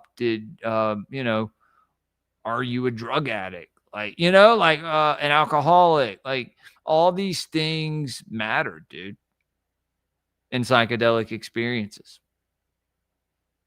I don't think they're for children, and young adults. I think if anything, they should be for people who, you know, have gone through a little bit in life and need to, you know, I'm gonna be honest with you, man. I've used them as therapy in the past, and they help when used right.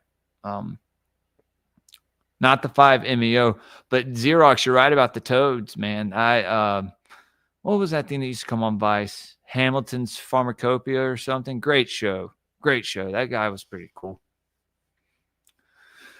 You know, I forgot what I was talking about the 5-MeO or something. Oh yeah, you were talking about the elves. Yeah, but I think, yeah, if you're on a low frequency, you know, they definitely can fuck with you. Maybe even attached to you. It's been a while for me, man. I think I did have some attachments when I was younger, and I ended up shedding those through prayer and shadow work, and you know, focusing on how to, you know, how to live better, how to be more enlightened. That's why I study a lot of this esoteric stuff, because it does help me in my day-to-day life. And sometimes I even forget, you know, to even like use it, right? Like you forget. I don't want to go on talking about it, but you get caught up in work and just dealing with your kids, and, you know,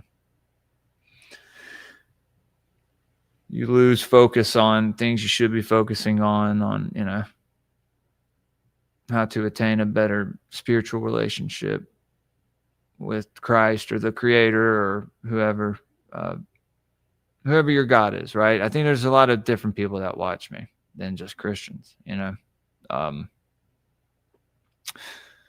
And that's great. That's what I want, because we're searching for the truth on this show, and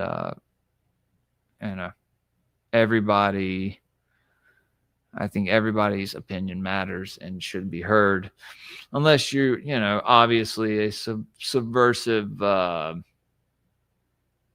you know, piece of shit. It's like, what constitutes that? I think we all know, right? I think we all know. I think we can all tell, right? And there's never been much of that. You know, I've never had everyone that I've streamed with, they've all been great people. You know, I end up having them back on a second time. You know, I love this community. It's great. And I hope it stays that way. I hope it doesn't change. Yeah, I know that there's some people that don't get along, but, you know, it is what it is. Anyway, but yeah, no, that was a good question though about the elves. That's something we should get into. We should have somebody on talk about DMT who's had some experiences or something, and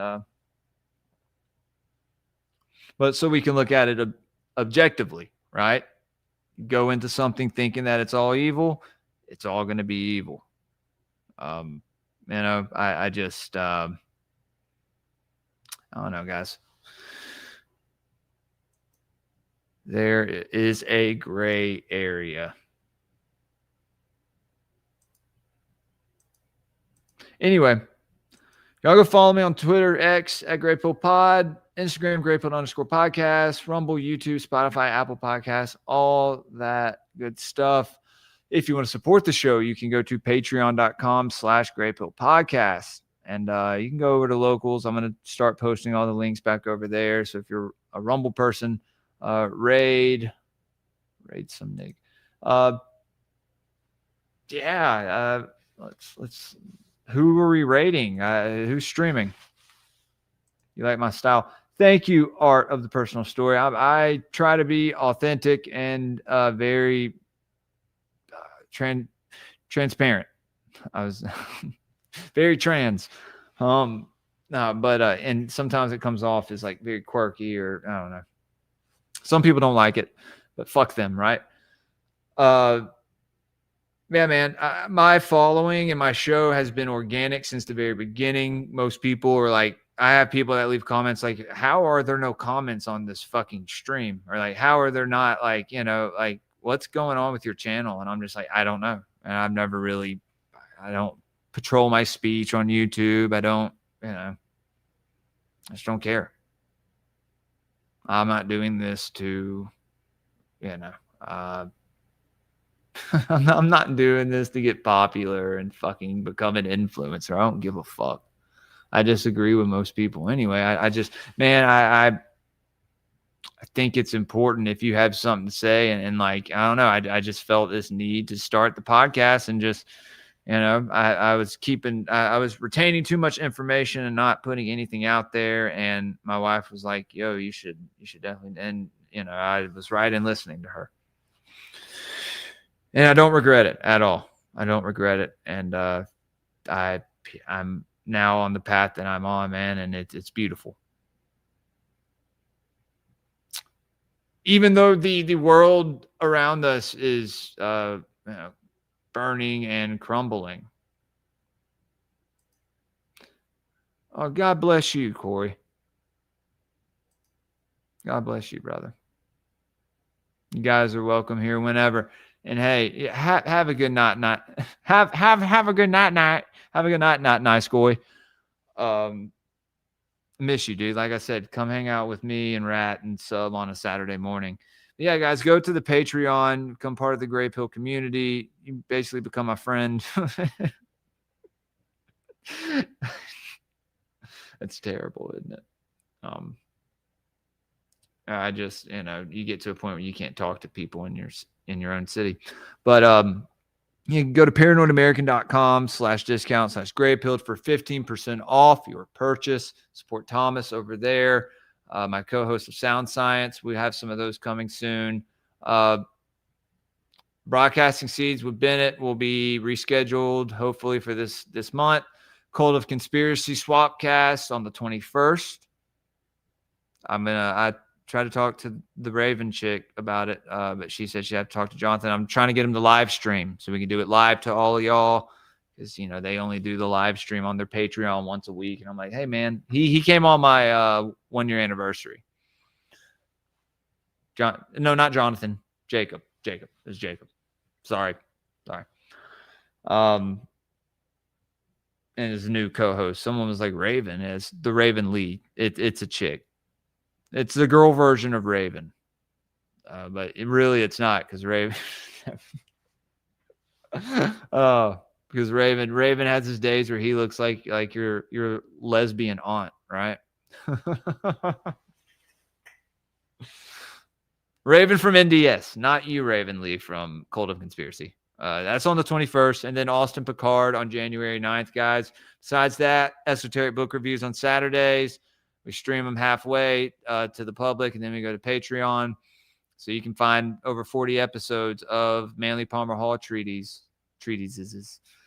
being reviewed and analyzed deeply. Like we go, you can ask around. We go deep. I just got here. Well, fuck, Pallid Mask. I'm sorry, man.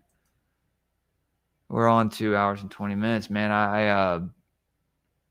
I was going to, stream a movie earlier, but we didn't really get. I don't think people were feeling it. We didn't really get that many donations, and none actually, and that's okay. That's okay. I don't expect it. People support me enough on Patreon. I would stream regardless. But if in order to watch a movie for another hour and 30 minutes, I have to go in here, hang out with my wife and stuff. So,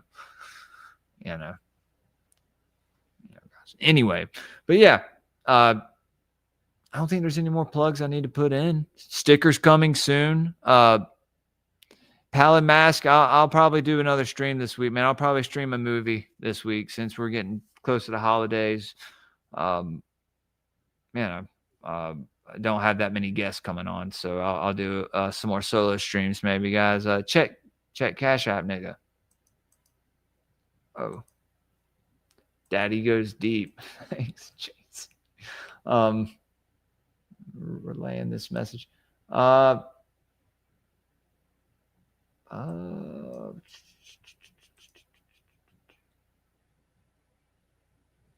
JC, thank you for the $10 donation. I wish you would have told me that earlier, man.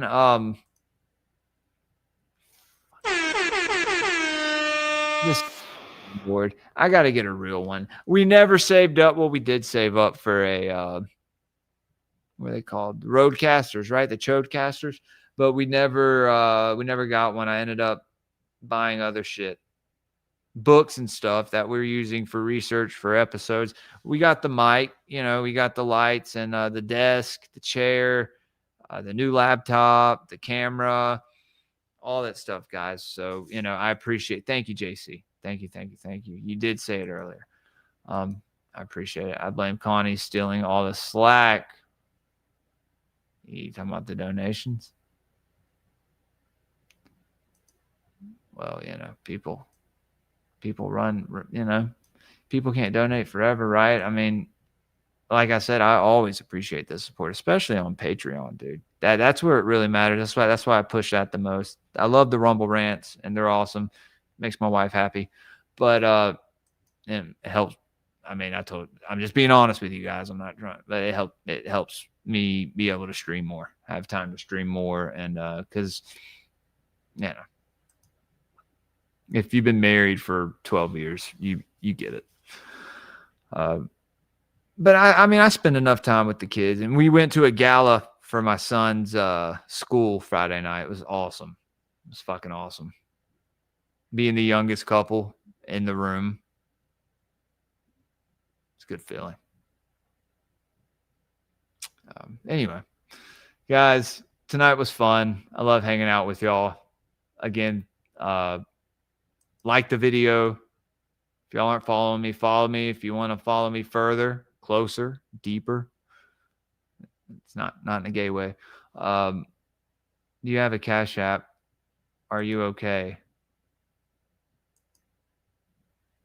Am I okay?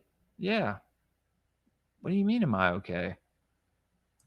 Am I not okay? Is something wrong with me? Am I saying something completely different than I'm not saying? I have a Cash App. It's there on the bottom. Well, thank you, Art of the Personal Story. Am I okay? Hey, okay. Do I want to raid? What are we raiding? What village are we raiding, JC? Just kidding. We're not raiding any villages. Xerox has to be with me for that. Let's see. We're going to copy that. We're going to paste it here. And then.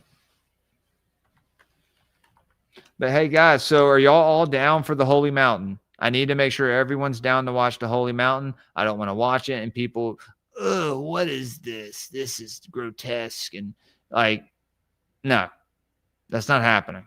I will kick you from the fucking chat if you do that.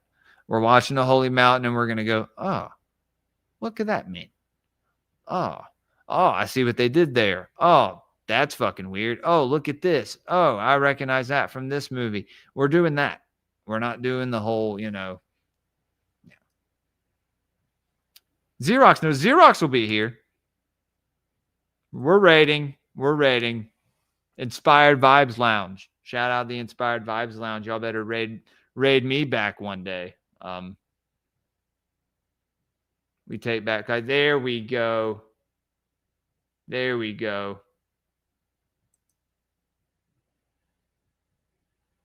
see? Okay.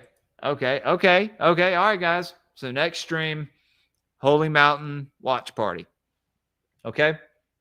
I promise. I've been just hesitant because I didn't, and I think Nick may want to join me for that.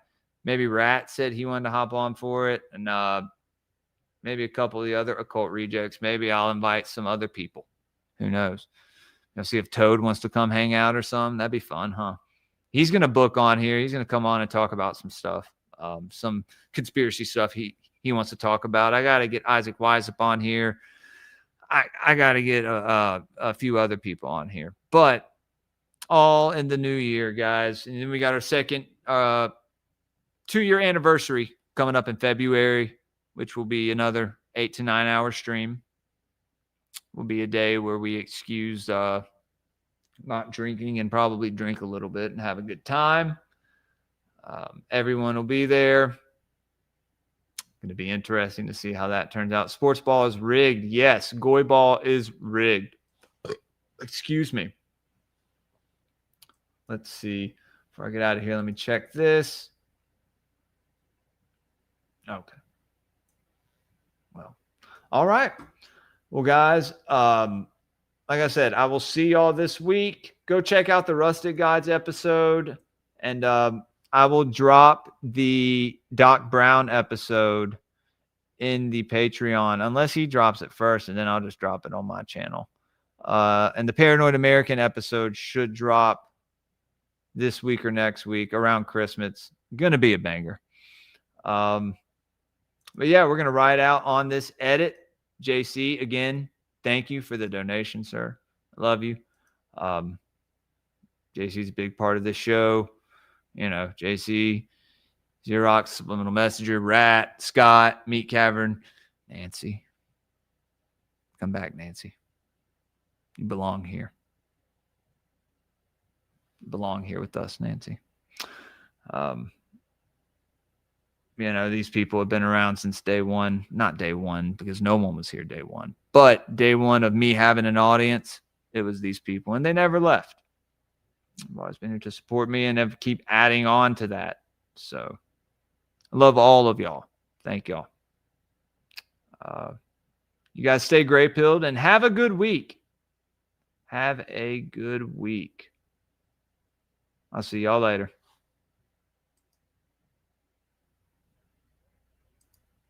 Sorry, you're muted. He's like, fuck, I gotta start all over again. Oh, thank you. We got Jules from Grey Pilled Podcast joining us tonight as well. What is up, Jules? You're muted, bud. Sorry, you're muted. He's like, fuck, I gotta start all over again. Oh, thank you, Nick. I'm always muted. Jules, you crushed it. Thank you so much for coming on. Let's bring in Grey Pilled. Sir, how are you? What's going on, man? Do you know what an egregore is? And all of a sudden, she's saying things that start to make less and less sense to me. You have this legacy now as the handsome faggot. Inky wasn't directly his son, since he was an egg birth and came from like an asexual reproduction. Best way I can put it is she shapeshifted into a reptilian. Did you say egg? Yeah. She grew like almost a couple of feet tall, turned green, scales, big ass teeth, yellow eyes. Dude, I practically shit myself. Hey, we're conspiracy theorists here, guys. This is Grey Pill. This isn't Timcast. Yeah. Okay. This comes from Eastern Buddhism.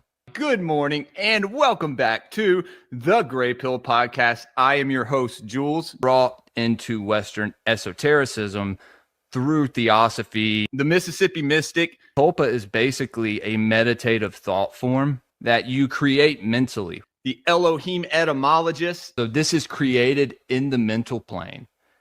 And then over time, practicing what you would call tulpamancy. The sound scientist. These things can manifest physically, I believe. Now, there's also a chance that a demon or an entity could possess this tulpa. Guys, be sure to like the stream. Don't be a faggot. I look behind me, there's like this 6 foot tall reptilian in my ex-girlfriend's nightgown chasing me down the hall. You don't love me anymore. The sky outside was blood red, and I'm like, oh shit, did I die? It's stepping on Typhon as Hermes. I have a Patreon. It's the Grey Pill Podcast, dropping jewels with Jules on the Grey Pill Podcast. Time to school all these fools on the Grey Pill Podcast. Welcome to the Grey Pilled Podcast.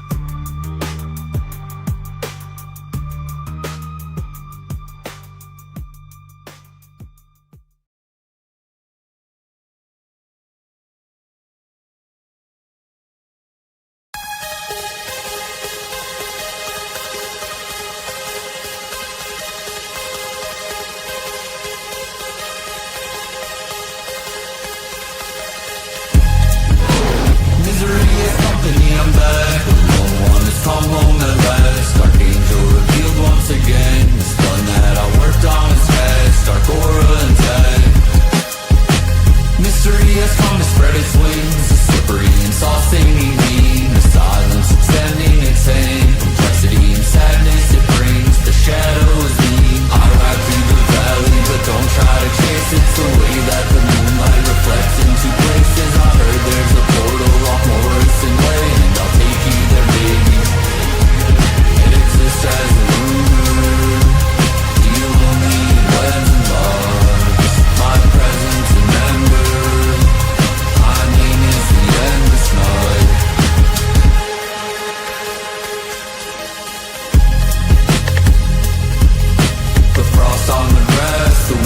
as the wind blows.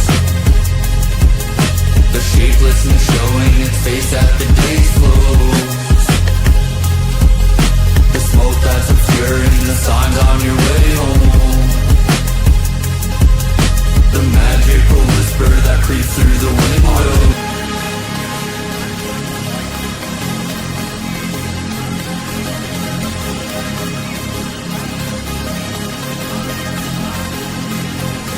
Exist as a rumor, deal only in weds and laws. My presence a shadow, my name is the endless night.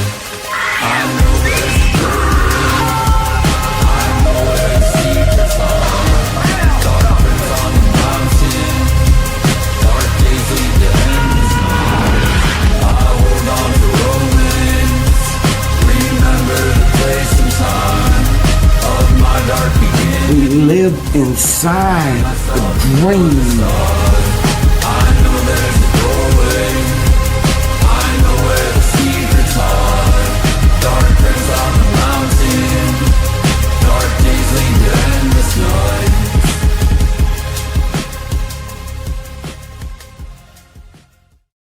And all American stickers, cryptids, cults, and killers. Seek out all your favorite conspiracies. All the land and more on a sticker sheets. Paranoid American stickers, they'll make you smile and snicker. False flags and secret societies. All of these and more on a sticker sheets. Explore the unique with Paranoid American sticker sheets. Unearth tales of cryptids, cults, and mysteries through each sticker. These won't last long. Get yours now at paranoidamerican.com. We're all American stickers, cryptids, cults, and killers. We got all your favorite conspiracies. All of that and more on our sticker sheets. Paranoid American stickers, they'll make you smile and snicker. False flags and secret societies. All of these and more on our sticker sheets. What the heck are you waiting for? Discover the extraordinary with Paranoid American sticker sheets. From cryptids in the night to cults out of sight, each sticker is a unique find. Get yours now at paranoidamerican.com.